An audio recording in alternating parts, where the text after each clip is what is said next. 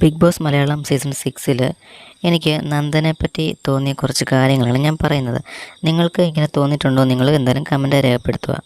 അതായത് നന്ദന ഇച്ചിരി ഓവറായിട്ട് ആക്ട് ചെയ്യുന്നതായിട്ട് എനിക്ക് തോന്നി. ആക്ടിങ് അല്ല, എടുത്ത് ചാടി ഞാനെല്ലാം ചെയ്യാം, അല്ല ഞാൻ സംസാരിക്കും, എല്ലാത്തിനെതിരെ സംസാരിക്കുമെന്ന് ഇങ്ങനെ പറയുന്നതായിട്ട് എനിക്ക് ഫീൽ ചെയ്തു. അതാണ് ഞാൻ ഈ വീഡിയോ ചെയ്യുന്നത്. അതായത് നന്ദന ജാസ്മിനോടും ഗബ്രിയോടും ഒക്കെ ഡയറക്റ്റ് വന്നങ്ങ് ഓരോ കാര്യങ്ങളൊക്കെ പറഞ്ഞങ്ങ് അവരെ അന്ന് ചൂട് പിടിപ്പിക്കുകയാണ്. സത്യത്തിൽ ഇങ്ങനെയല്ല, ഓരോ സന്ദർഭവും സാഹചര്യം അനുസരിച്ച് വേണം കാര്യങ്ങളൊക്കെ പറയാൻ. അതായത് നമ്മുടെ അഭിഷേകും നമ്മുടെ സിബിനൊക്കെ നമ്മുടെ ജാസ്മിൻ്റെയും ഗബ്രിയുടെയും ഒക്കെ വാടപ്പിച്ച പോലെ അതേ രീതിയിൽ വേണം സംസാരിക്കാൻ. അല്ലാതെ വെറുതെ നന്ദന വന്നിട്ട് ഇങ്ങനെ വെറുതെ അവരോട് ഇങ്ങനെ ഓരോ ചെറിയ കാര്യത്തിനും അവരുടെ വേറെ വേറെ കാര്യങ്ങൾ പറഞ്ഞിട്ട് ഏറ്റുമുട്ടി ഇങ്ങനെ തർക്കിച്ചിട്ട് യാതൊരു വിധ കാര്യമില്ല.